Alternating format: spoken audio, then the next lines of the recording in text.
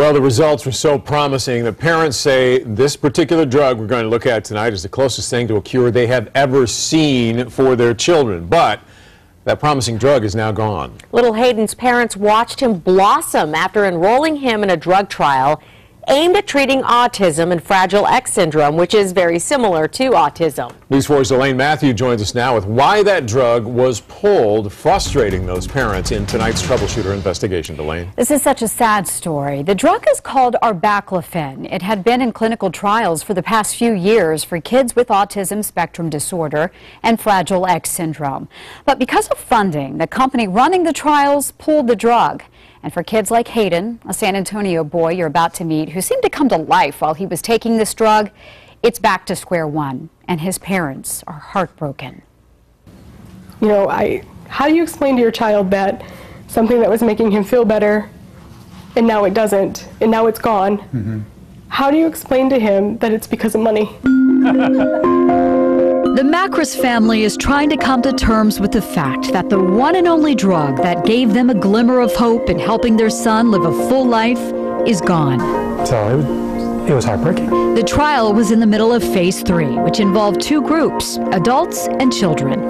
Hayden qualified for what's called an open label extension study, where you're guaranteed the medication and not a placebo pill. And we had heard for a very long time that this medication is very promising within Fragile X. It's got the potential to go to the FDA for approval. Fragile X is a genetic condition caused by a mutation in a gene on the X chromosome, and it causes all kinds of social and developmental disabilities. He can't read or write. He's 8. Aggression can be an issue for many kids, and the simplest of tasks nearly impossible. He has a very hard time with anything fine motor. Dressing, putting on his shoes. He is potty trained, which a lot of kids at his age are not. So they started Hayden on a low dose of the drug in March. It was unbelievable because it was like night and day. They were floored. Hayden came to life as if someone had flipped a switch. And he got off the bus and he could answer my questions. How was your day? And then I didn't just get the one-word answers I got. I had peanut butter and jelly for lunch, and I played with Joshua, and we went to PE. And I remember standing at the end of the driveway, tears coming down, and the bus driver was like, "Are you okay?" I'm like, "Fine, just fine, just go." Go. He was flourishing at school, passing and surpassing monthly goals. He became sociable, less aggressive, and much more verbal. We put him to bed one night, and I said, "I love you, Hayden." And he said, "I love you too, Mama," for the first time ever. And we both cried because it was just so awesome to, I always made him say it, and this time I didn't have to. So it was really. Then in May came the news. No more trials, no more Arbaclofen. It shocked the entire Fragile X community. Seaside Therapeutics, the company that funded the study, only had enough medication left to finish out the clinical study on kids. So the open label extension study, the study that Hayden was participating in, was stopped immediately. The Macrises were told they had 14 days to wean Hayden off that drug, and any medication they had left had to be sent back to the company immediately.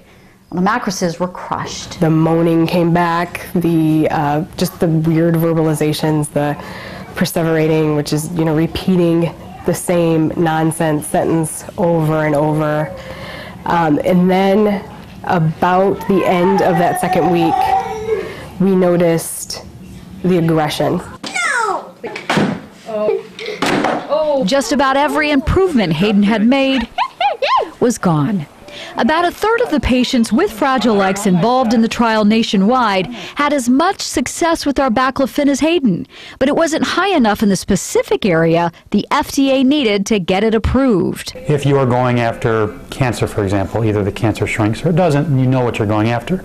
With spectrum disorders, there could be any number of a dozen different things that affect these children, and we saw so many different things help Hayden, but they weren't getting the one outcome measure in the area that they wanted, so it's considered a failed trial.